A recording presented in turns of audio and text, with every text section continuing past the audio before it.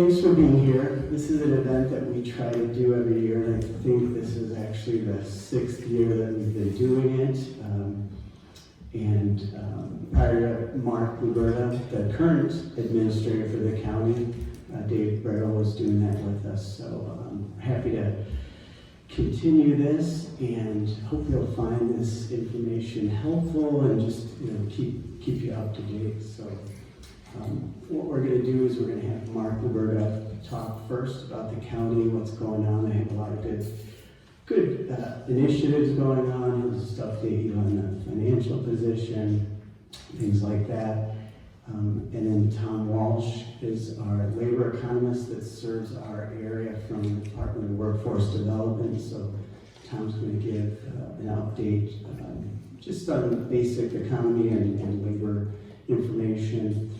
And then I chose to add a piece around housing because last year we had a separate session, I guess, after the state of the county where we talked a little bit about housing. At that time, Russ Cashian, who is he's a professor at UW Whitewater and also oversees their Fiscal and Economic Research Center, FERC, he had done a report for the Wisconsin Realtor Association, and so he talked a little bit about that, but wanted to just update people in terms of what's happening, what WASITA is doing around housing and where we see some things going. So with that, I'm going to get started and invite Mark Luberda up for his presentation. So thanks for being here, Mark. Thank you, Derek. Good morning, everyone. I'm looking forward to spending some time talking about the county, since that's what I get to do every day. I seem to like doing it. So Derek gave me a pretty broad sort of space to talk in, so I want to try to avoid some of the topics I've talked about in the past, but also make this current to some of the things we're really active with right now. Let's see if this clicker is going to work. So real quick, what we'll spend some time talking about is some insights from strategic planning effort that the county has going. It's something we have in our budget book every year, but we've really sort of engaged all areas of the county in a strategic planning effort. So I'm going to talk about that a little, which will lead to brief conversations about transportation and housing. Derek, I won't steal much of your thunder, but just a little bit there. And then I'll talk about some funding issues, go through the new state shared revenue, give you maybe a different perspective than you've gotten in the state media on that. Talk about ARPA some, because that is still a significant pool of money with time left on it. And then go through a couple of the programming areas that impacts. So jumping right into some strategic planning, we really got engaged in it because the Government Finance Officers Association sort of forced our hand. They give out a distinguished budget presentation award, and we just announced at the last Finance Committee that we won it again for the 19th consecutive year. So I've given ourselves 2 gold stars for that, but we'd really love to get that 3rd star with a 20th year. But the GFOA has determined that in order to win that award, your county or your village or your city must be deeply engaged in strategic planning. Frankly, I think they've overstepped their bounds of a accounting oversight authority because although I believe strongly in strategic planning, I just think it's not really their area to force that. But we did take that as sort of an impetus to look at what we have in our budget book. It's been there for a long time. My predecessor started it, put it in there. There's a long-range plan, but it's a little cumbersome. It's in there. I don't think it's very transparent exactly the movement that we're trying to get from it. It sort of gives a big picture of everything that's happening at the county. And a lot of what the county does is stuff that carries on from year to year. It doesn't have a lot of change. You know, we're an arm of the state, and we do the projects that, a lot of projects that the state wants. That's a big part of what we do. You know, you don't hear a lot about child support because it's a department that runs very efficiently and effectively. But as far as strategic movement of the county, you may not see something from them. But right now they're in there. But it's got 7 focus areas, 36 goals, and 143 objectives. If a citizen's looking at that, it's a little hard to see what's at the top. So we took a sort of an approach where we broke it apart, tried to do a couple of things. The first thing we did was, it's always included a SWOT analysis in it. I'm sure all of you know what that is, strengths, weaknesses, opportunities, and threats. But instead of just staff sort of updating it, we took it to each one of our operating committees and a couple other groups and did it not just in one meeting, but we made them sort of put it on their agenda twice. One month we presented it to them, explained what it was, and gave them copies, and then put it back on their agenda the next month so that they could spend time telling us what they thought some of those changes were that we can address. So just at our last finance committee, I gave them the first draft of some of those results. And I think what we'll see in this section and a couple of the others that I'll mention briefly, that this may develop over time some different approaches as we identify things. A couple things really quickly that sort of stood out to me when we talked to the groups. One of our strengths that hadn't really been identified or listed, but I think some important, was organizational adaptability, resiliency, and responsiveness. You know, when I look at Walworth County's history, you know, you go back to the global financial crisis of 2007, 2008, and the county's response was to come out of that and go debt-free. That's not the reaction most governments took. Most sort of relied on some of that debt and you know, sort of leaned into it. I can list all of those various changes. The Act 10, that was transformative to local government in Wisconsin. And the county took advantage of some of those things that better positioned it relative to long-term costs like retiree benefits and certain things like that. And even with the pandemic, there are a lot of local governments that, you know, closed their front doors, and we never did. You know, we immediately transitioned to the ability for people to have remote meetings while keeping you know, our meetings open and active with proper spacing like the state wanted. But you know, whenever these challenges come, the county's really responded in a very favorable way. I think also some of the threats that came out of this were not ones I necessarily expected. I think one that everyone now realizes, but wasn't in ours, but it's really been peaking, is that the employment base, the changing workforce environment, and the ability to find workers is impacting everybody.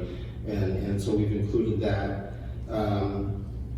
One that surprised me is ever-advancing technology, because one of our strengths was technology. We've done a good job. We're, you know, as far as cybersecurity goes, a lot of local governments were trying to get insurance against threats there, having difficulty getting coverage. And all the people we talked to said, no, you're fine, we'll cover you. We've really invested a lot, and we've invested a lot in enterprise systems for departments to keep us more efficient. But the real threat that everyone identified with sort of ever-advancing technology is when we have limited resource, we have levy limits. You know, we can't change our pricing, so we're really fixed on that input side as far as money comes. But technology just does not stand still, and we keep, like I'm sure you do, having to fund things that we didn't before. You know, 10 years ago, you didn't have to have a drone that you owned. Now you have to have 3 of them, and they only last about 2 or 3 years before you're getting a new one. And there's a surprising amount of various technology that the operating departments have to stay efficient, to stay effective.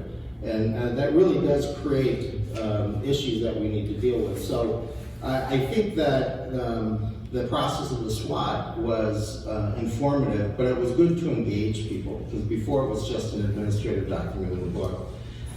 The other one I think is really important is the county board set aside 3 special committee of the whole meetings to just talk about main topics. In February, they talked about what should be the intent and purpose of our transportation. Many of you might not be aware that we have a shared ride transit system that 6 days a week from about 6:30 a.m. to 6 p.m. or so, you can just call for a ride to pick you up, just like a taxi would, and for around $5, it will take you anywhere in the county. It's been around since about 2017. It was peaking prior to the pandemic. That sort of knocked the service out a bit, but we never stopped. And it's starting to climb again. So how we develop that is really going to be interesting. The word I got from the county board supervisors was that the presentation was eye-opening, because they didn't realize that of the major systems in the state, for example, we're the only one that doesn't have Saturday or Sunday hours. We stop in the evening earlier than just about any of the other services, which tend to go later.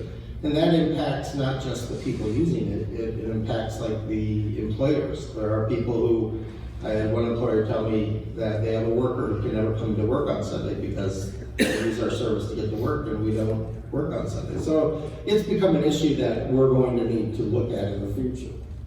So at the next meeting, actually next week, is where we're going to be talking about affordable housing, workforce housing, and seeing what involvement or engagement we may want to take onto that area. And the third topic, they decided to wait to decide to later in the year after they see the budget presentation, in case that budget presentation stirs something. And so the budget is probably what I'll spend, budget and funding, most of my discussion today, because money really does drive a lot of the operation. Sort of the main topic that people have really been all about with budgeting right now for local governments is the state shared revenue, which is 2023 Wisconsin Act 12, that was just really passed. Wisconsin Counties Association refers to it as a historic shared revenue bill, and there really hasn't been anything like this. The amount of money that they're putting to it, the president of Wisconsin County says, under this momentous agreement, local governments will see an increased share of revenue payments, like our state's economy, creating the resources to provide the vital services that citizens need. So, for a couple months now, as they've been putting this together, which was a great bipartisan effort, they really did talk about its historic level. And I think that's true, but some of the next things you're going to hear me say are going to make it sound like I don't necessarily believe that, but I do. So what's it mean for the county? Our increase is going to be, you can see it there above on the screen, a little over 1.2 million each and every year going forward.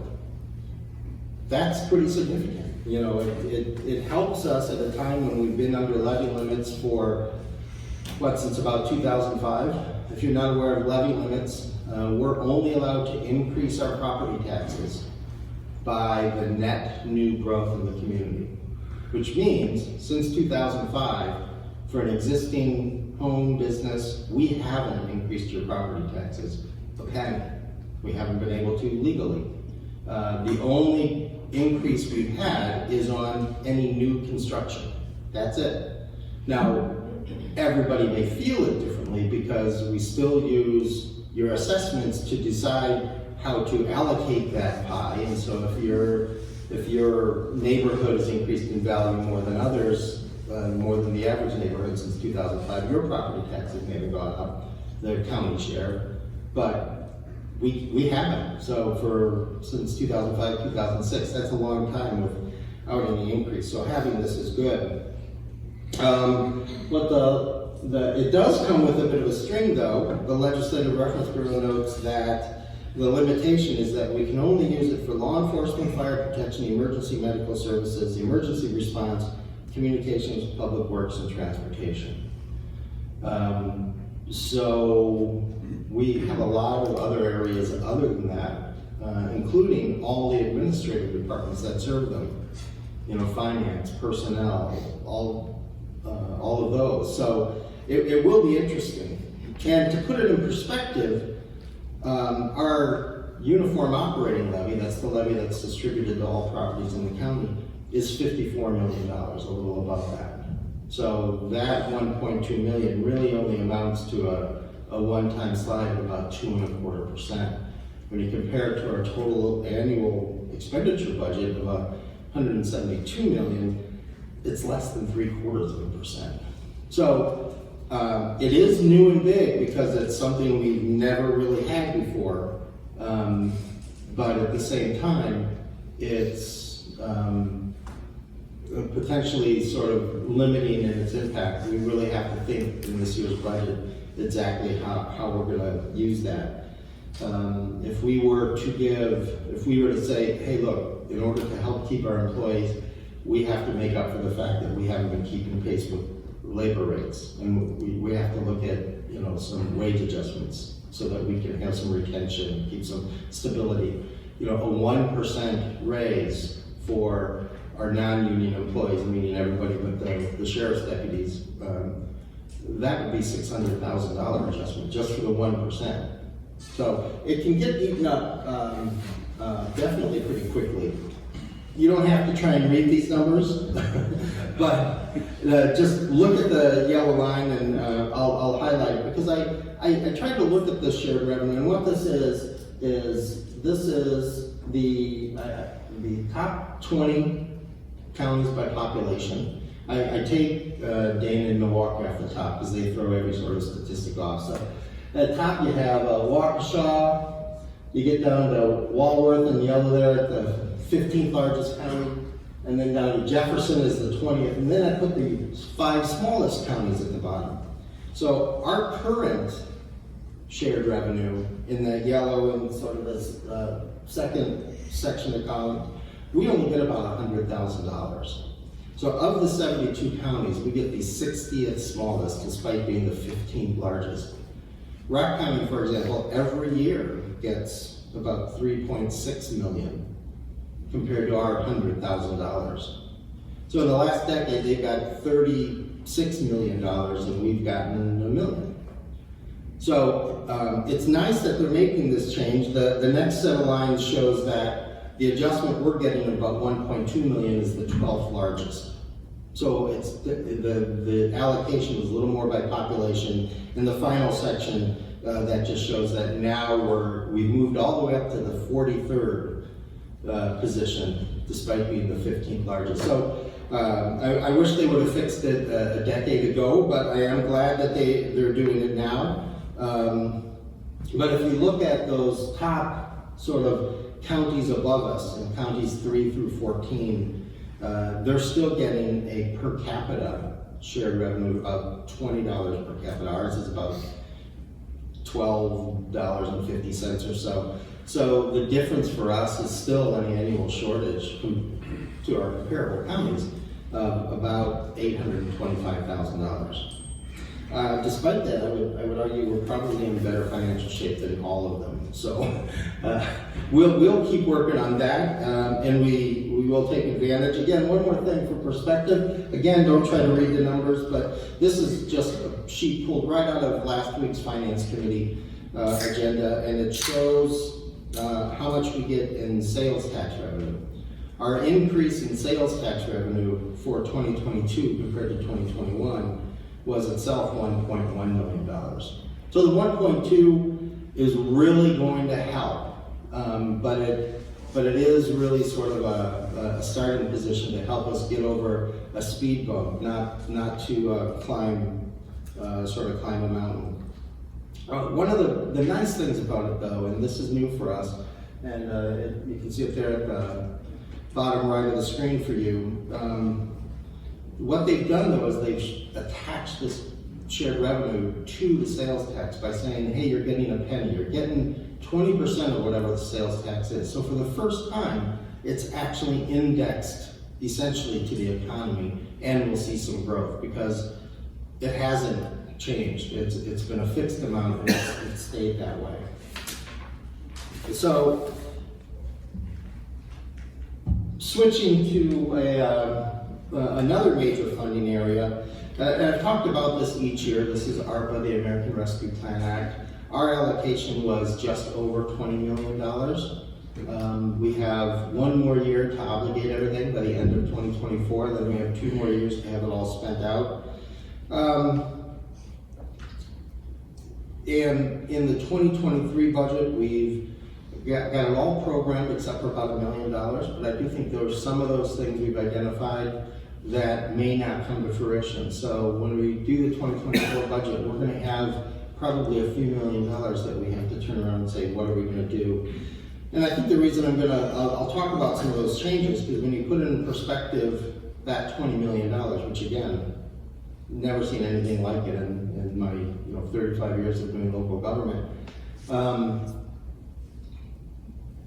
that $20 million is the equivalent to the next 16 and a half years of the shared revenue change that we're getting of about $1 million a year. So that's really been pretty transformative too. So what are the changes that we're sort of working on this year for? We've always had a couple $1 million in that budget to offset costs of local municipalities that have to buy new radios for the police, fire, public works departments, because we're building a new modern backbone that will cover the entire county to a much better degree than it has. But the cost of those radios are expensive, and we set aside $2 million to do that. That we increased that amount to 2.4 to distribute that $400,000 in addition to the $2 million. So that's pretty supportive of the local governments, and it was a way we could take our funding, and that's over 10% of our funding, and effectively, we're technically by the federal law not allowed to use it to reduce taxes, but by distributing it in a way that reduces the levy need of all the municipalities, it effectively lets them keep taxes down in their local area. So that was one strategy we did. A smaller project, but that I'm very proud of. We call it Social Service Organization Grants, and we've really partnered with United Way, and they're administering a program that has helped distribute about $100,000 a year to nonprofits that could show that they were impacted by the pandemic. And all of them were. What's different is when we first put this in the budget, when ARPA came out, we had 100,000 and 75 and 50 and then gone. We didn't want people to become dependent on it, we phased it away. And when we looked at the applications that they were receiving in the first 2 rounds, where we did the 100 and the 75, we thought there's just really demand there. And we'd rather help that out, and realizing, we're going to just have to turn it all off at once. But for the last 2 years, we bumped it back up to the 100 each year. And I think that's useful and beneficial. I talked a little bit about the transportation program. One of the things that made ours different, for one of the larger programs, we're the only one that didn't own its own vehicles, which meant when we tried to bid out the service, we needed to rely on someone willing to come in and put a bid for a 3-year period that would need to bring $1 million fleet of their own, which I thought would be a heavy obstacle for someone being able to bid. So we took the lead from everybody else to help reduce annual operating costs and keep those contracts down, and we used ARPA and some state grants and to essentially acquire our own fleet of handicapped accessible minivans that we're able to use to operate the whole program. On the bottom there, Community Action Agency. We initially, one of the first things we did was put about $1.5 million in a fund to help them replace the Twin Oaks Homeless Shelter. And turns out we don't have any legal authority to do that as a county. It doesn't fit within our statutory authority. We found ways around where we can support it legally, but we can't spend the $400,000 we were going to help them tear down the old one once they got moved. That sort of fell outside of our authority. So we still have the $1 million in, but they still, by the, around this time next year, they have to finish their process of identifying a piece of land, acquiring it, getting, whatever zoning they need, and get a construction contract in place. Because what we don't want to do is take it up to the limit and lose the money and send it back to the Treasury Department. So they're aware of the timelines they're under for us to be able to do it, and I'm hopeful that we'll be able to do that.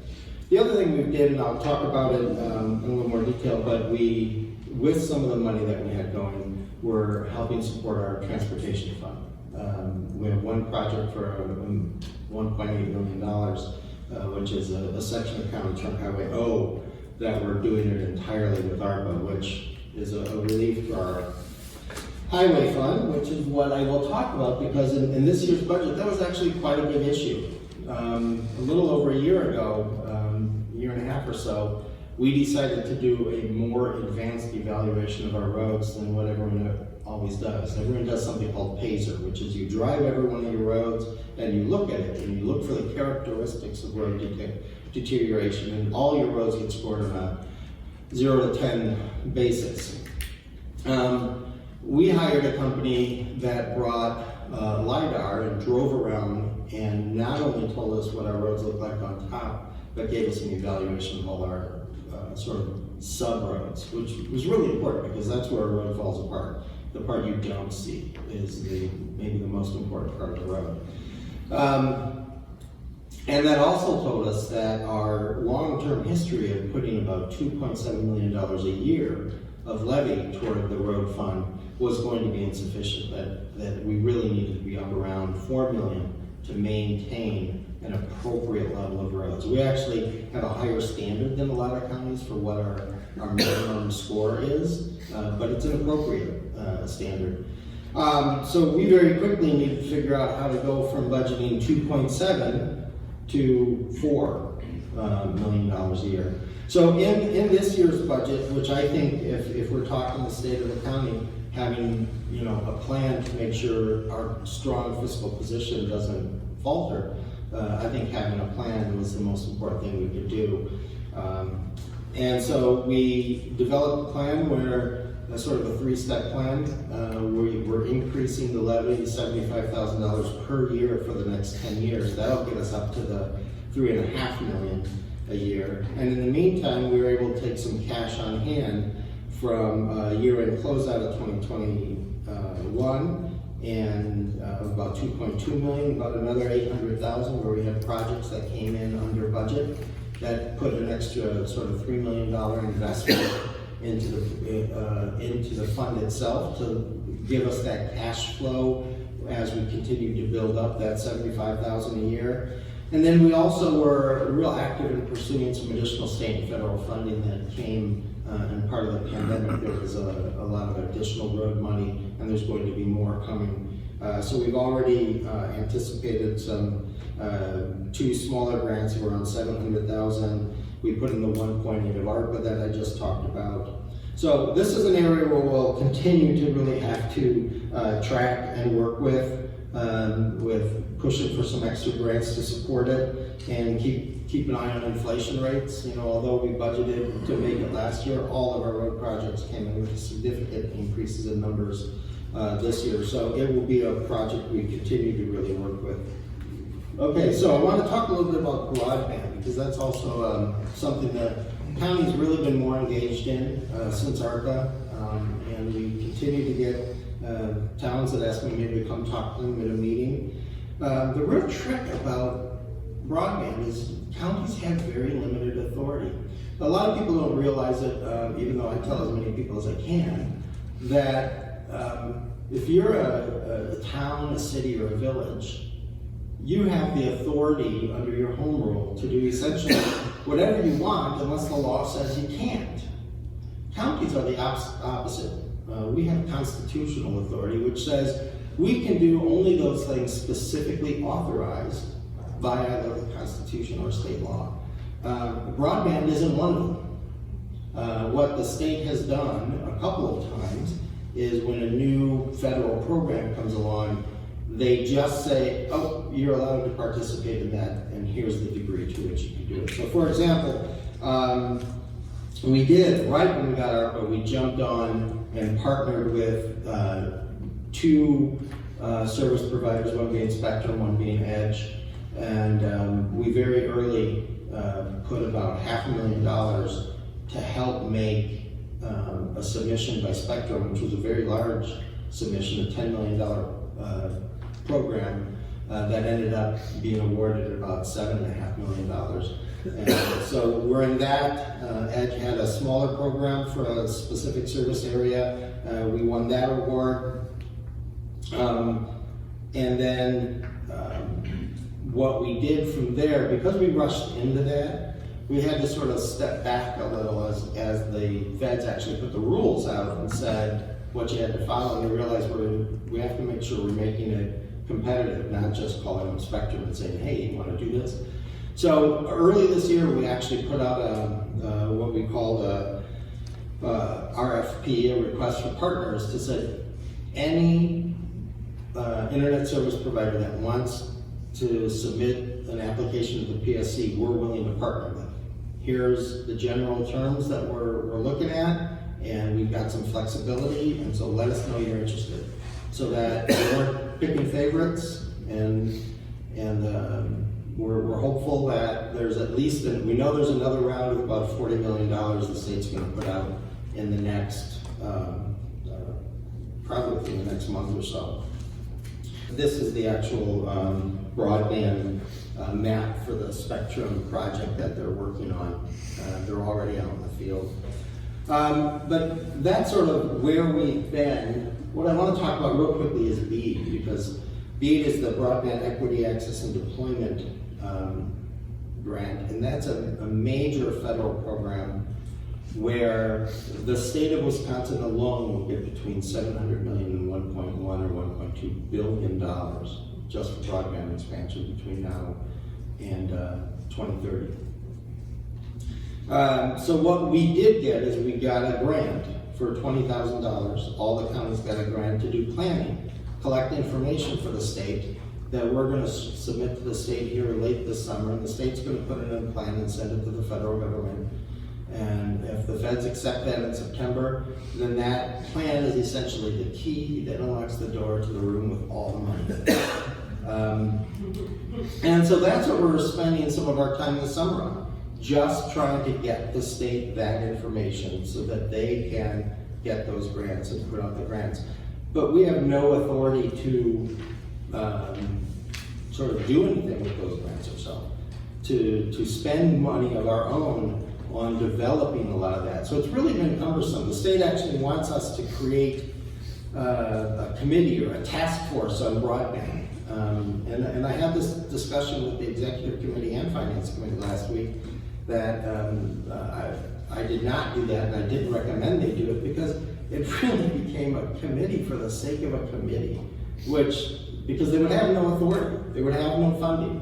It was just to gather information. So we are coordinating that out of our office, and we'll be working for the next about 8 weeks or so and trying to get the message out. It's a message being prepared by the state. They've hired a consultant who's done the statewide plan they're calling WISER. And with WISER, they're formatting their documents to make it look like we did it so that it can feel homegrown.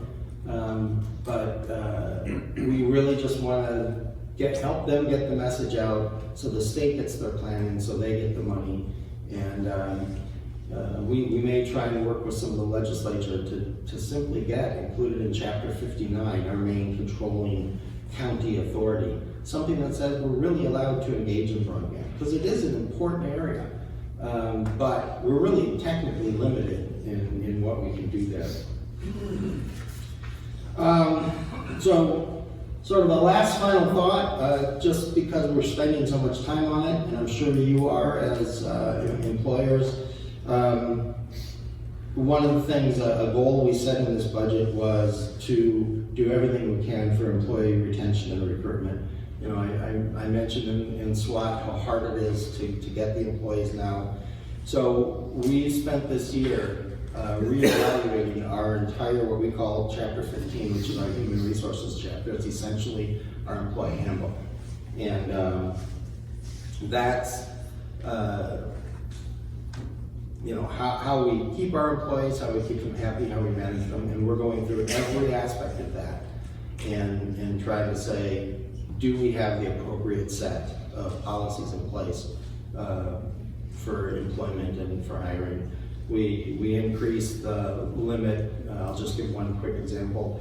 The county board just addressed our minimum promotional. If you move up from one job to another, where we have tiers. We're a large employer. We've got, you know, somewhere between 800 to 1,000, 800 FTE, about 1,000 employees. So you have to have some tiers there. And when someone would get a promotion to a new level, a new job, you know, the minimum rate was they were guaranteed a 3% change. If you're switching jobs and going to a new employer, statistics show you're probably getting 7 to 10%. And so 3% ability, they're better off going to work for a different county in that next tier job because they're going to bring them a little higher. So we adjusted that at an appropriate level. We didn't attack that full 7 to 10% because realistically you have to get close enough where the margin isn't enough that it's worth the hassle of changing the job. Some people are going to move anyway, but what you want to do is mitigate that. So, but we're going through every aspect of our human resources and making sure that we think it's where it should be. So that's really sort of a quick run through the county. Sort of we're using strategic planning to think about things differently. I think the real impact of that will be as we finish the documents and it matures a little bit, we'll grow into seeing that shape, the numbers coming into the budget, because we're really thinking about things differently. Having special county board meetings just to tackle topics, I think is very exciting. And then hit the highlights of some of these big budget changes, because we are driven, as I'm sure many of your businesses are, by the bottom line. Thank you, everybody. Thanks again, Mark. You had so much territory there to cover with the county, and I think you did a good job kind of focusing on some interesting projects and just things that you're doing.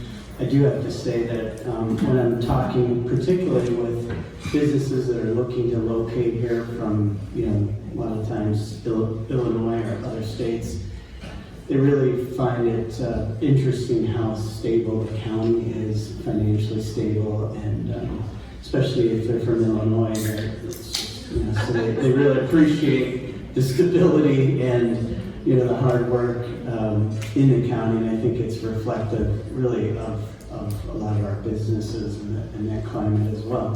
I want to talk quite a bit just about some of the struggles and some of the challenges we're facing with the labor market.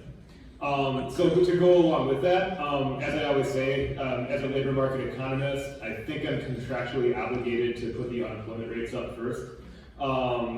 The long and short of looking at this unemployment rate graph, our unemployment rates are historically low right now. So Wisconsin, most recent unemployment rate, 2.4%. Walworth County, 2.2%. What does that mean? That's really indicative of a tight labor market. A tight labor market means that employers are having difficulty finding workers. So that's really going to be more of my focus, is talk a little bit more about the long-term demographic pressures that are making it difficult to find workers, and why they're not going away. And then also just talking a little bit about some of the barriers that we need to think about, that we need to overcome to help fully utilize the workforce that we have. So I'm not going to spend much time on labor force participation rate, other than to say this downward trend is a little bit deceiving, because labor force participation rate actually stays pretty steady by age group over time. The downward trend is a function of an aging population and the baby boomers entering their well-earned retirement years. The graph that I want to spend a lot more time on here and digging in here is this Wisconsin population versus labor force. So this is the famous Dennis Winters blue line. I don't know if that's yellow or orange, but I think it's a blue line, orange line graph that our chief economist at the Department of Workforce Development has been using for years and years and years. So the graph here is just looking at the actual labor force and some labor force projections, and then the overall population growth rate. What you can see is that up through about 2000, that population and the labor force grew at about the same rate. But starting in about 2000, you start to get that divergence between where the population keeps going up, but the labor force starts flattening. So the next slide here was one of my more important slides that I kind of scrambled to get back in here, and looking at population versus labor force. This is kind of looking at some of the actual numbers here, and this is for Wisconsin. So as we can see, early on we actually had the labor force, the change in the labor force was actually in excess of the overall population change, followed by being about even. But then we can see there between 2002 and 2012 is where you start to see that divergence. So that's where you continue to have population growth, but you're really not seeing the labor force growth to go along with it. And then even bigger change in 2012 to 2020. So looking over that 20-year period, you're looking at like 13.3% population growth, with only a 2.2% growth in the labor force.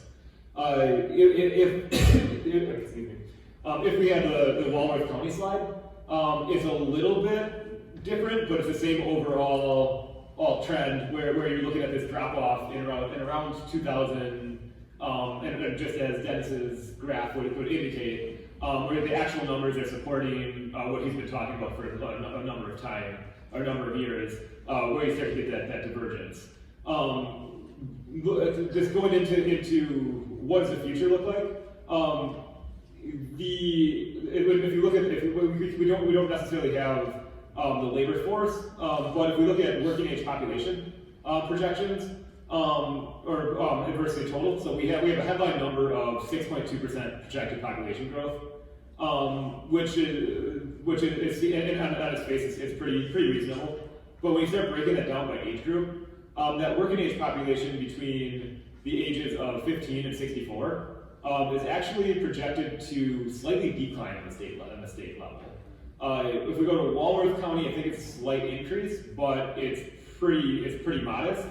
On the flip side of that, the 65 and over population is expected to grow by about 34% statewide. So that 6.2% headline number is a little bit deceiving until you start burying into where it is.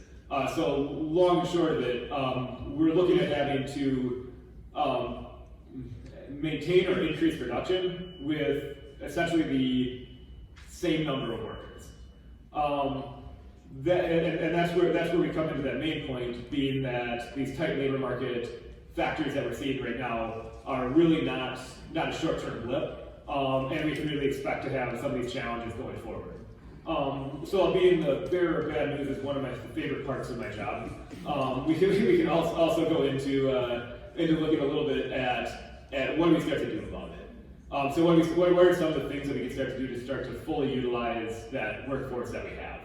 So one of the slides that I really like, I stole from our secretary of the Department of Workforce Development, Secretary Walsh, and she broke it down by looking at buckets of underutilized talent. So the four that we highlighted, they're not the only four. They're not necessarily, they're depending on what you're doing, there might be others that are bigger buckets. But I think it is a really good list to start with: veterans, individuals with disabilities, the justice involved, And then the one that I have highlighted that I'm going to dig into a little bit more is that underskilled and currently unemployed or out of the labor market group. And so that's a group where where we can look a little bit deeper in. There could be a large number of reasons where people are underskilled or currently out of the labor force. Excuse me. This is a slide that I forgot was actually in here. So I will go on to the next one. So the key points here when I'm looking at that underutilized or out of the labor force. There's always a number of barriers within where individuals are part in that category. They're very specific to each individual, and they vary by person. But when we go across really by all industry and primarily almost all occupation types, four that come up very regularly and are very common, we're looking at childcare, transportation, housing, and broadband. And I think it could be noted that when Mark addressed pretty much all of these and talking about things that the county are doing. And I'm going to a little bit of this. One point I kind of wanted to make here is if there's anything that you're doing within your organizations or your businesses, I highly recommend highlighting that. And so looking at it, because this is something that people don't necessarily know that you're making that accommodation. And one of the key points that I took actually from a conference back in 2019. So really before we had our most with going through COVID and thinking that everything had kind of changed as a result. One of the points is that the workers are looking more and putting more value on some of the non-monetary benefits of their job. So a lot of those flexibility things and a lot of the things that employers are doing to essentially make their life better does actually have a pretty big value for workers. So looking at what are you already doing and highlighting that can be really helpful in terms of helping to find workforce. On the flip side of that, I would also lay out the challenge that if you are not doing anything, I would really highly recommend taking a look at your operation and seeing what are some of the things that you can do that don't necessarily cost you that much more, or maybe there is a cost to it, but they have more of a return or more of a benefit in terms of helping you to either retain or bring in additional workers, and really to hit that currently underutilized or currently out of the labor force bucket that can be kind of helpful. So I have some slides on each of these barriers. I'm going to go through them relatively briefly just to kind of just give a little bit of background on some of the context to them. So first of all, this slide is basically saying that workers with families or children, essentially under the age of 5, but it could extend beyond that, are likely to have childcare disruptions. So going through this was during the pandemic for a special survey rate. My main takeaway on this is that even when the disruptions were declining, there was still a high likelihood that a family with a child under the age of 5 had a disruption during a given week. So thinking about that in terms of that group that is either not working for you at all or underutilized, knowing that they are able to handle a childcare disruption does have a tremendous amount of value. And then also just very briefly looking at childcare is very costly. It's usually, if you look at about the median income, it's about 20 to 25% of income would go to taking care of, to sending one child into childcare. So looking at that and how you balance it, and when does it pay to actually work more hours, or does it make more sense to be at home and be the primary caregiver for your child? One very brief kind of putting on one of the kind of buzzwords now is futurists. So if I put on my futurist hat, one thing that I think could be on the forefront outside of childcare could actually be elderly care. So I think I would actually just put that on the radar and then kind of think about that. So if we're thinking from a caregiver standpoint, I think that there is that need that it might be preventing people from fully being in the labor market. So transportation, I won't spend a lot of time on this other than to say that Wisconsin as a whole and Walworth County is highly dependent on car travel to get to work. So bridging that gap between when an otherwise qualified person can afford a car versus so when they can get enough paychecks they need to actually get themselves in a vehicle is something that is a kind of key thing to think about, along with looking at long-term solutions for transportation. And then housing. So going through this graph, the main takeaway here is even though the amount of money that homeowners pay is a higher amount, as a percentage of income, typically renters are actually paying are more likely to spend a higher percentage of their income on housing. So that 30% mark is usually the benchmark for housing affordability. But as you can see, there's a number of both renters and homeowners, but more renters that are over that 30% threshold. So that affordability element comes into play, which we could spend an entire event on looking at housing here. But just to summarize it that way, we are looking at a relatively low amount of housing stock, and there are affordability issues where it makes it difficult for people to actually relocate to the area for otherwise good paying jobs. And then finally, broadband. Just to summarize broadband, broadband can hit on two. There can be two issues with broadband access. One you can call the last mile, and one you can call the last foot. So last mile would be areas that don't have physical infrastructure for broadband. The last foot being areas that have the physical infrastructure, but it is difficult, but the affordability makes it so there are individuals that don't have access in the home. So there is a pretty wide range between the likelihood of having internet based on income. Where this becomes a workforce factor is really kind of is taking advantage of new opportunities.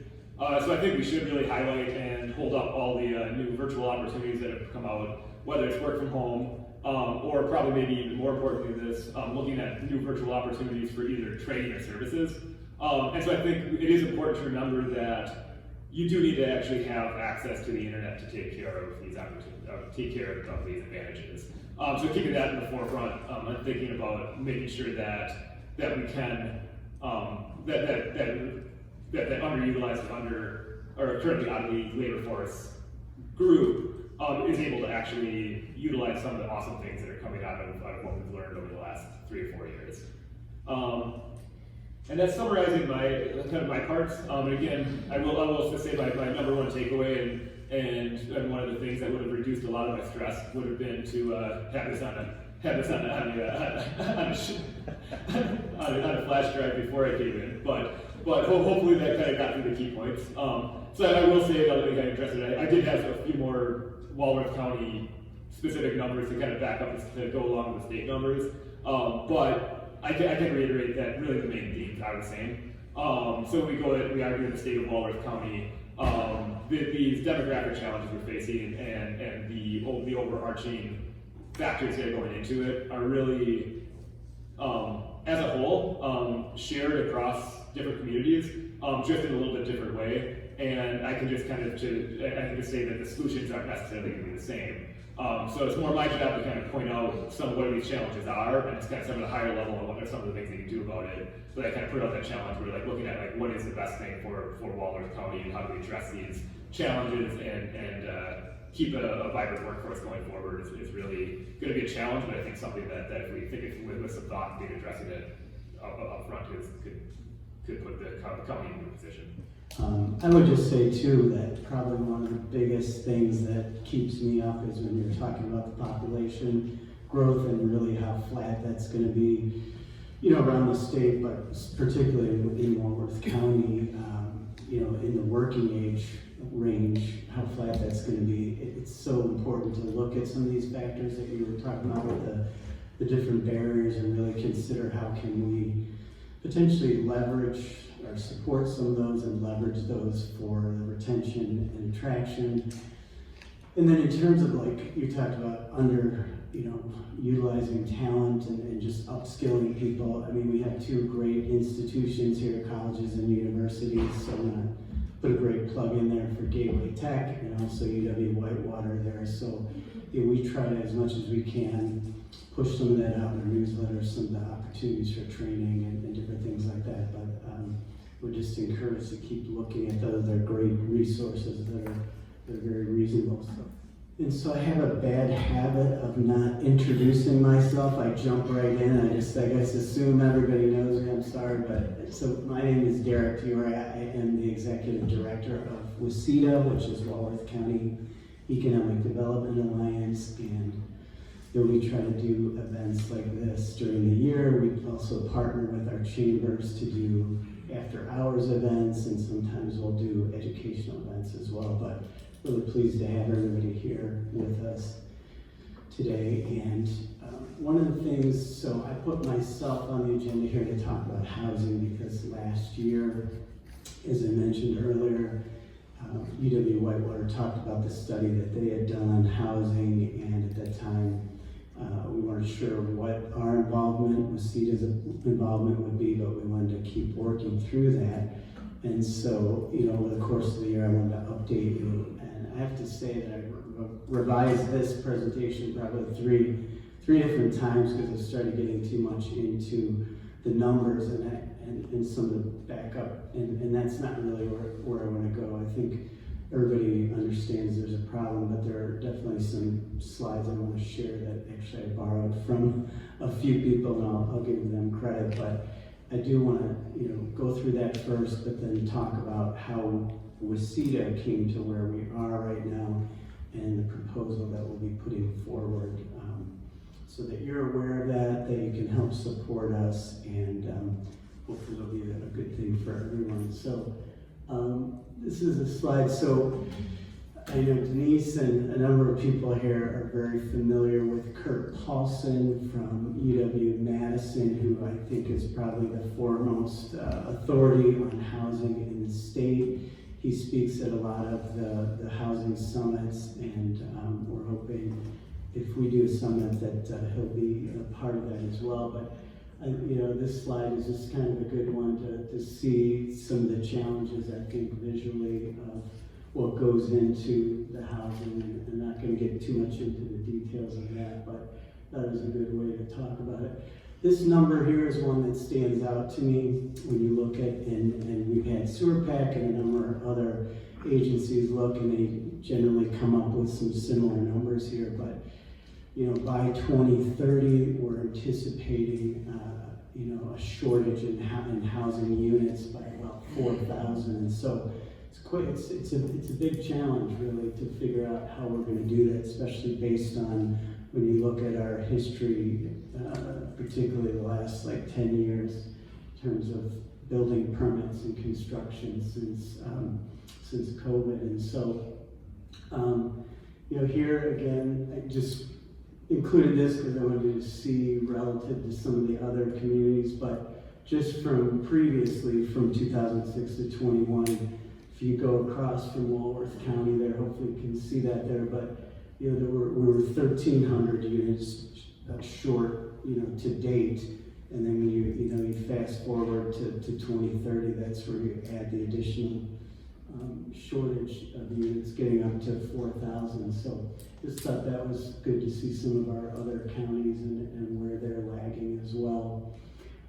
This one is interesting. Just wanted to quickly show that because pre-2000, the red line indicates Wisconsin, the blue line is the U.S.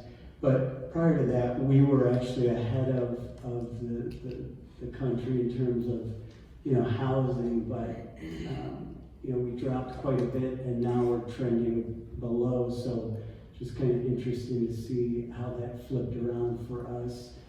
This slide, I don't know if you can see that very well, but it's just kind of showing you the blue line is kind of the lots that are created on the plats. So that's lagging probably the most since 2008, 2009. The multifamily is the yellow, still not really catching up too much, and then single family above that. Again, don't want to do too much, but I just thought some of these might be interesting to see. Again, this kind of really just shows you that 2004, we were averaging 6.78 in terms of the number they used there, the percentage of lots that were being developed, and we're still now, almost about half of that at 3.59. So, just not happening the way that we need it to, and I think we realize a lot of the barriers there around cost and labor and things like that. Again, just kind of telling you that this is more for the state, but I think our county might even be a little bit higher there. It's 57% of the housing built before 1980. I think Walworth County might be a little bit more, so have a lot of old stock, and a lot of that stock hasn't been opening up, particularly the last few years, or last year in particular with the interest rates. This one here, just want to show relative in the Midwest. There's two of these. There's this one, which is around the renters, and the first one here that I showed around the home purchases. But really just want to show that in the Midwest, Wisconsin, we're near, pretty high there in terms of percentage of income that's going toward single-family home purchases or rentals. So again, we'll have these slides available if you want to look at more of the detail, but I just kind of wanted to reinforce with some pieces. And this will be the last one here, which there's a lot on this slide, but again, really just kind of shows you the income levels and where, so on the left side here, the bracket, you can see, what percentage are in those income levels.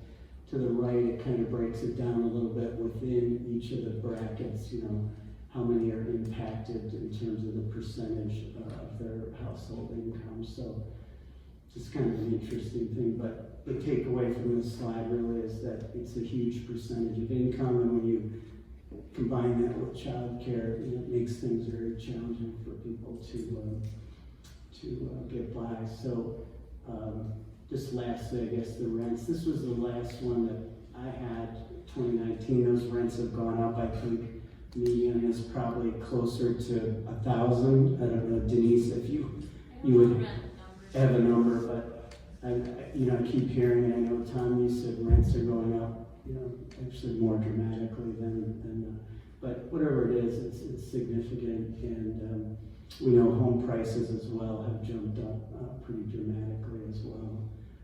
So just really want to give a little background on the numbers. Again, it shouldn't be a surprise to anybody, and there's a lot more data that we can look at. We know we have a problem. What I wanted to talk about a little bit is what is Waseda doing, kind of share that. And I think to start with that, I wanted to go back to, here's CHIP 3.2, probably wondering, okay, what is that? Well, CHIP is the Community Health Improvement Plan that the county itself does. They do an update on that plan every 3 years. I believe it is 3 to 5, but I think Walworth County's been doing it every 3 years.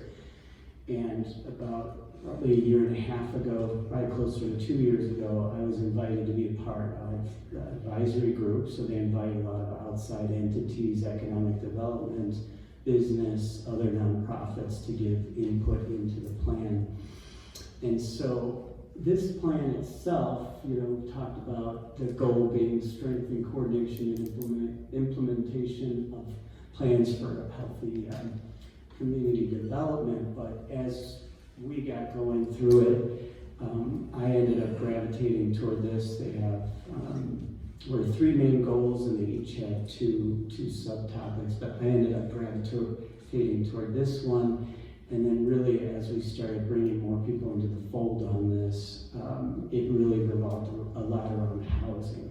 And so once they completed that assessment last year, this group that had been working, the advisory group had been working on this goal, decided let's continue meeting. It's been a great group, still has a big mix of community input. I think on this slide, I have some of the key groups that have been meeting usually at least quarterly, sometimes every other month, and just talking about, okay, what can we do? One of the things that we did was work with SewerPack to pull some most updated data, to put it into a sheet to be able to share with in particular with different municipalities to talk about the problem and just kind of starting point, and that's just about ready to be shared soon, so we'll be able to get that out. But it's been a really good group. The reason I'm talking about that is because it's been something that I've been working on in conjunction with some other initiatives, and so out of that, and in talking with Mark about ARPA funds and the housing issue, and could Waseda be a part of that? I talked with our board, and actually Mark is on our board as a non-voting member, but participates quarterly, so he's plugged into all of our meetings, and we had multiple discussions last year at the board level about housing, or in general, just, what should we be looking at if we focused around housing. Then we talked about, should we get involved with a proposal, and we decided that we will, and I'll talk about that in a minute. But prior to me putting the proposal together, I did a quick survey to 9 of our main communities, municipalities. I know we've got a number of municipal leaders here today. Thanks for being here. They gave some input on that around, would their community be willing to somehow participate in some incentives? Was their municipality knowledgeable of what the employer needs were? And we found out that no, they're not. So that's something that's a big need and a big interest for them. Were they working with any builders, developers that are actually in that space of working with workforce housing, or what I'm going to call less than market rate housing? And none of them said that they were. And then most of them said, they have some sense of their housing, or what types they have, but most of them said that starter housing and mid-level housing, they know right off the top of their head without doing any detailed studies that's an issue for them. And most of them expressed an interest, potentially they have some kind of a housing analysis done. And so kind of use that to put together a proposal to the county. And really, without going into a ton of detail, I just wanted to hit a couple of the main sections here with that. And so what we determined was, okay, there's many facets of housing, right? And so what was our scope going to be? And we determined at the board level that made the most sense for us, since we work with business development, to focus on workforce housing, and not just what we would call kind of the blue collar, but white collar as well, because we're hearing that employers are having issues even with some of their managers. We're hearing that some of the professional organizations are having trouble recruiting people because of housing, doctors, lawyers, that kind of thing. And so we'll kind of have that broad spectrum, but it won't be homelessness, it won't be Section 8 or subsidized, it won't be senior housing, because those are already being served in some ways in our community. And so we're going to focus on that, and then really kind of talking about less than market rate housing. How can we, I think in general, what we've heard even last year from that study that Russ Cashin did at UW-Whitewater through the Wisconsin Realtor Association, that any housing is going to be a good thing if we can get any type of housing, because it opens up other things and attracts other people to the community who can be workers. So we're hoping to facilitate that. Some of that is happening already without our help, but how can we potentially facilitate more, like less than market? And so what would that be, less than market rate? Well, that would be working with municipalities to, potentially have them consider a tax incremental finance district that might help with a neighborhood project.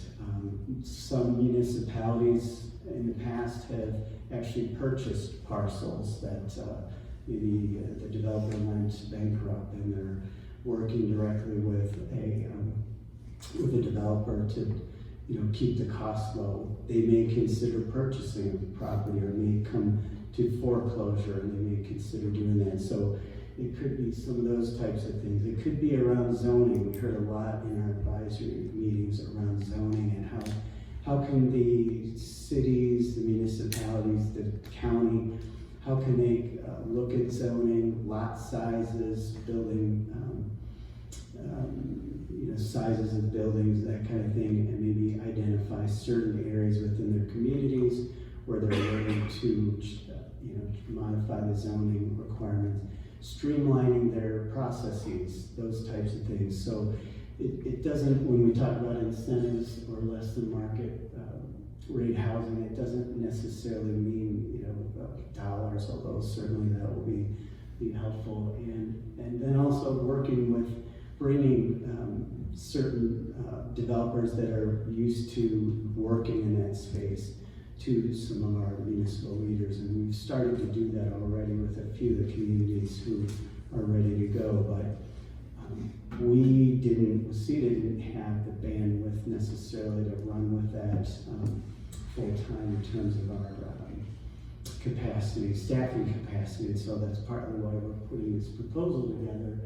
And just real quickly, the three components here that I've listed with this proposal. One would be to hire a project manager that could start to work with these entities, so bringing more contractors and consultants to the table with some of our municipal leaders, and finding out, okay, what can we do, what's needed for them to be able to build in your communities and to try to keep the costs as low as possible.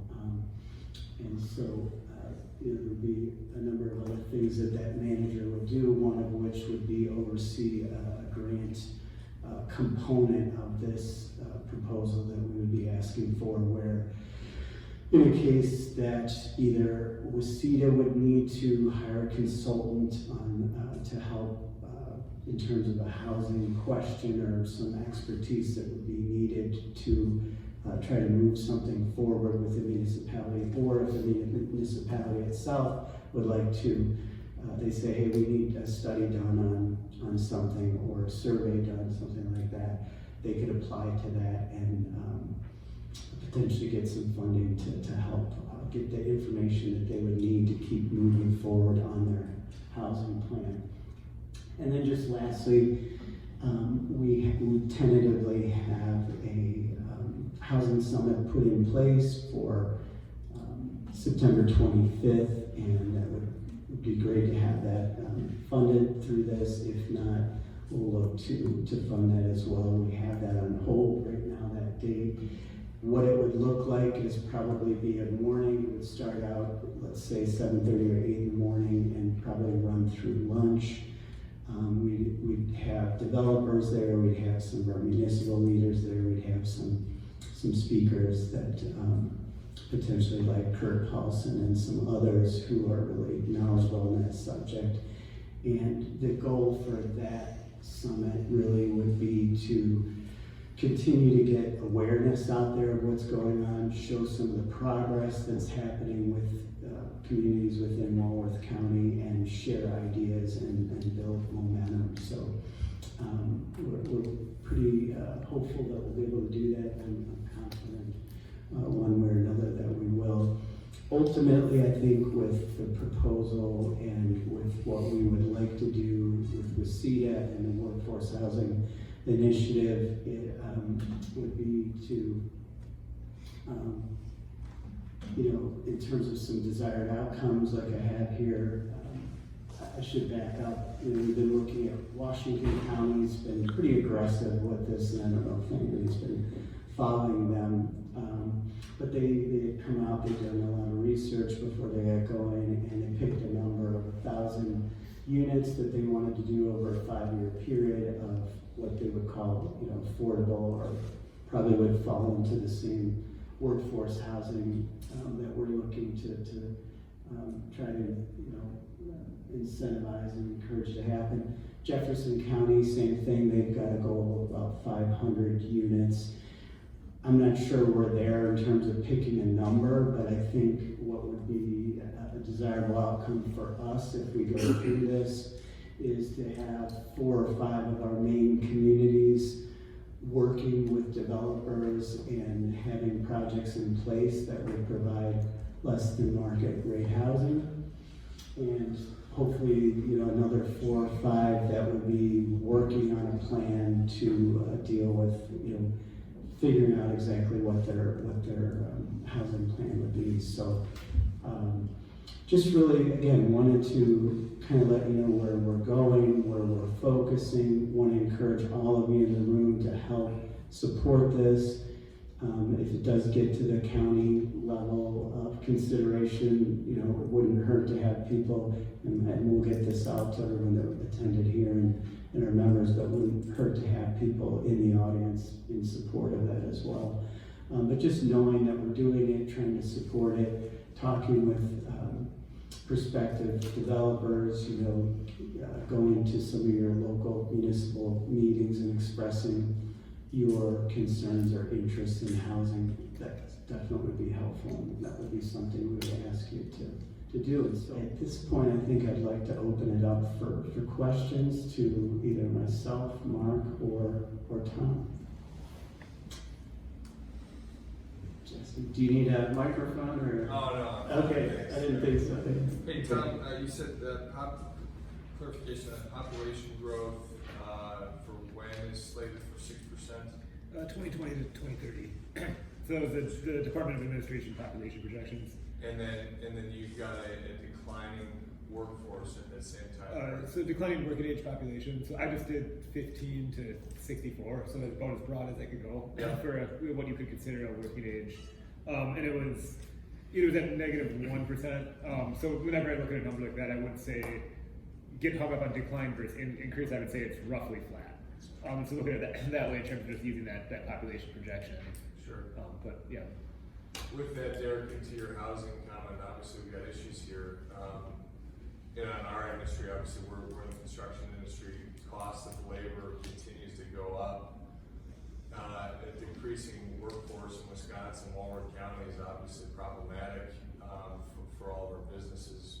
We're short right now on people, as you well know, which means that the cost of our labor inputs continues to go up because we have to pay higher and higher wages.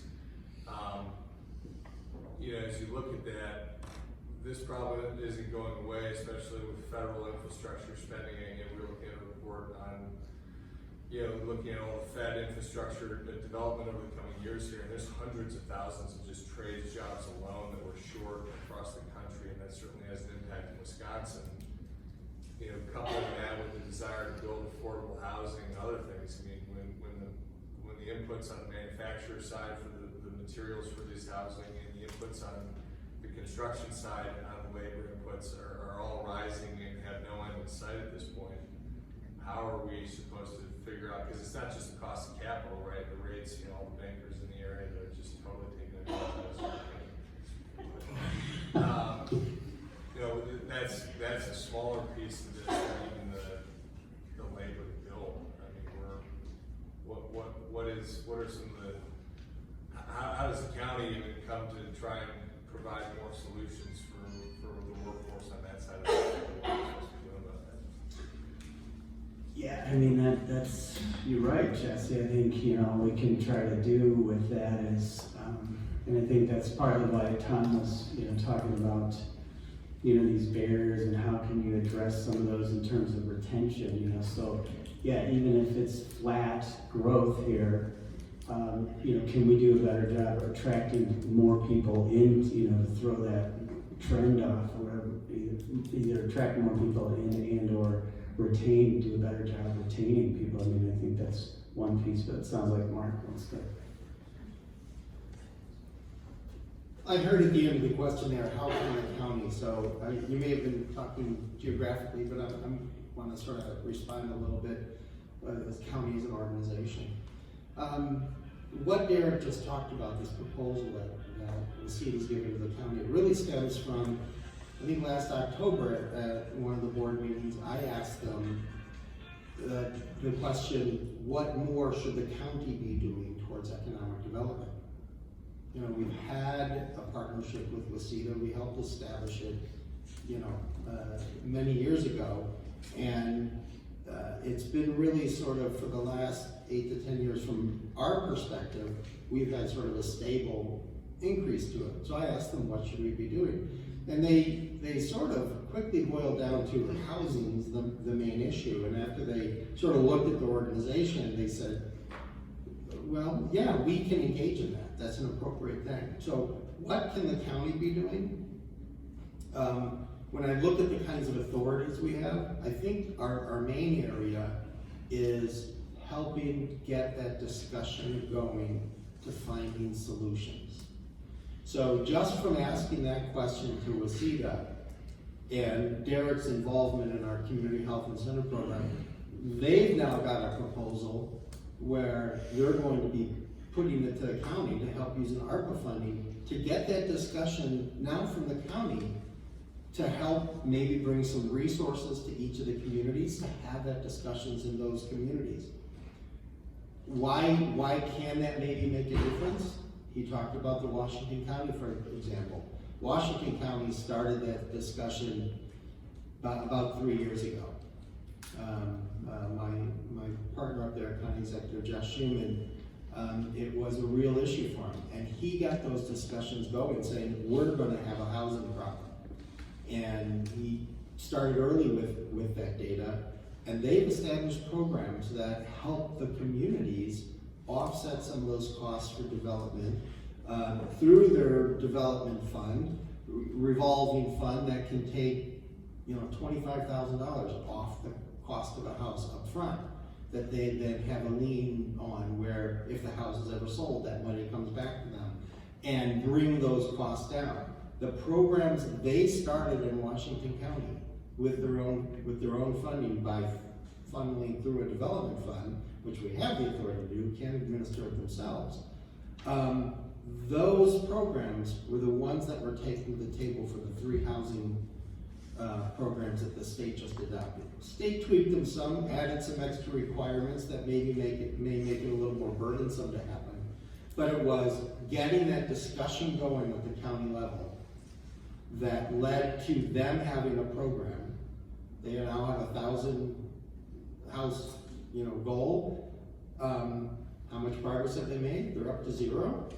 But it took them that long to get the program figured out, get people on board. They now have, I think, 2 communities, 3 developers. They're about to break ground. By this time next year, they expect to have 12 houses. But what they have is momentum, because they didn't have a structure to make it. So starting that conversation, I think, is probably what the county can do. It started there with just asking the board, what can they do? Now we've got a proposal, the county board, that's gonna be part of my strategic planning meeting with them next week, sharing that with them. And hopefully we move that from the county board to the communities, and each of the communities can begin to talk about it, and maybe we can help give them some of the resources through ARPA to do it. There's a lot we have to look at, so I'm not committing, I'm not trying to box the county board, but that discussion is what the county board said, we want to talk about housing. They're doing that next week. So that's probably my answer of what we can do. Help try to get discussions going, where then the solutions can be found in whether it's the financing side, whether it's the regulation side, whether it's realizing we have to do more work with the Workforce Development Board on the employment side, but getting the discussion going. Just to piggyback off of that, I'm not super familiar with ARPA funds, but can there be any feasibility for direct spending into some of those offsetting costs instead of just planning?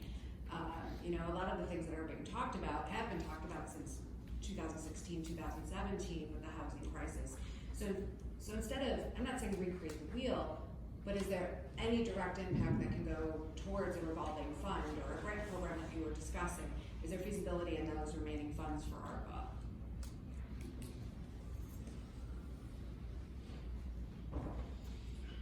We might be a little limited on the ARPA side, but there are other funding sources and potential where if the county board wanted to be engaged in that. I think the actions the state did with their 3 bills may mitigate that some, because the state's really creating some potential that wasn't there before. Washington County had to create that. They took $10 million that they had. They have to funnel it through a development corporation because they can't spend it directly, but they're able to sort of prime that pump and get it going. So there's a solution to be found if people want to work that way. I think one of the obstacles to us doing it directly, I don't want to call it an obstacle, one of the things that makes it more possible is the fact that the state has said, we're putting money toward this, and here's some new laws, an opportunity that didn't exist before. Even though they've added some extra strings to those programs, it's still new potential that wasn't there just weeks ago.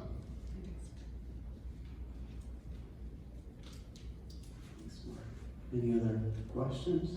Oh, Here, is Doug Wheaton here?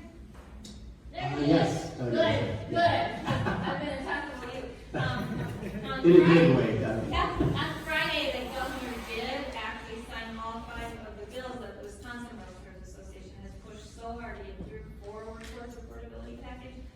He's the guy, Doug, that can answer anything before me, but we could get you that information for your shared information, if people wanna look at that. It's some of it just about trying to get through red tape quicker, some of it about money, but I think that it's at least a step forward to make a difference. No, that's great. I appreciate that. We'll get that uploaded. And I guess just one quick thing with Jesse, I think what you were getting at too is, okay, if we do all these efforts, but your costs keep escalating at a high rate, not yours, but just construction costs because of labor and supply costs that you're forced to pass on, And so I guess what we could hope to do though through this initiative is really to try to still be creative, work with the communities to at least, streamline it and bring it down to some degree less than the market rate, but it's still gonna keep rising, I know, like you said, and that's gonna be challenging for families, but I do think, like Mark said, if we can start to work with the communities and get everybody involved and talk with our legislators and continue that, we'll have something in place here to be able to then execute. And like Mark said, it took 3 years for Washington to get to a point, so it may take us that long, but if we don't start, it's not gonna happen for sure, so. Any other questions or comments? Jeff? I mean, one of the big issues for our team is the affordability of childcare. We took our board group, obviously, with one of the childcare things. I think you and I spoke about this, one of the local organizations that kind of opened up their books to identify how can we drive down the cost of childcare if we bundle a group or whatever. And the regulatory environment in that space is so tough that, for each bucket of little kids that come in, you gotta have more toilets, more staff, more square footage, more. Yeah, is there any way to attack that space to actually? Because I mean, if we could, Walworth County could come up with some sort of magic solution on childcare. You talk about magnetic ability for workforce and driving more people to this area. That's a huge one. I mean, your costs, I forget which one of you had that slide up there on maybe it was you, Derek, the cost of the percentage of childcare for individuals is. It was Tom, actually. Tom, yeah. I mean, that was brutal, right? Yeah, when you combine that with the cost of housing, it's for sure. And Jesse, thanks for the reminder. No, we did that child care study last year, right. And so we have been trying to work with some other entities to see if they could take the ball and run with that a little bit, and it's something even talked to Mark about. But you're right, child care, that it's something that's, I think because of all the other challenges businesses have and housing maybe being, a little bit more of an issue, I think people are not realizing how that's potentially gonna really, especially when the ARPA funding dries up at the end of '24. So right now, the child care facilities that we do have in the county, which we have about 1,500 slots. The only reason that they're keeping going is because they've been subsidizing their teachers from $10 an hour to about $14 an hour through this ARPA funds. But if that dries up, and there doesn't seem to be legislation coming behind that to help, we've got to get creative with the businesses and other entities and figure that out, because that's going to take more people out of the workforce and cause some commotion. So I don't know, Mark, if you have any comment on that. If that's what I'm saying. Any other comments? Yes. I believe that Mark mentioned something about a workforce and about affordable housing event next week. Can you mention any more about that? That is the special county board meeting to talk about housing.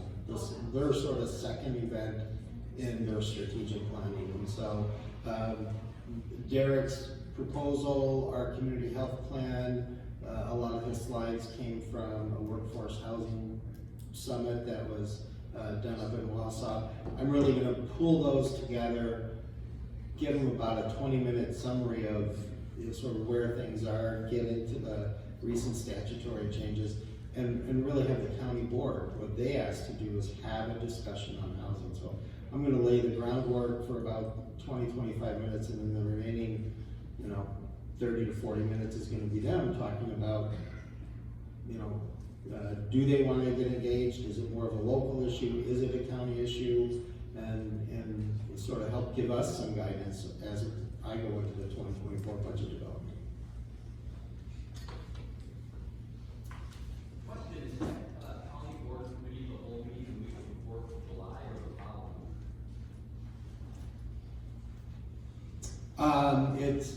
I stand corrected. Thanks.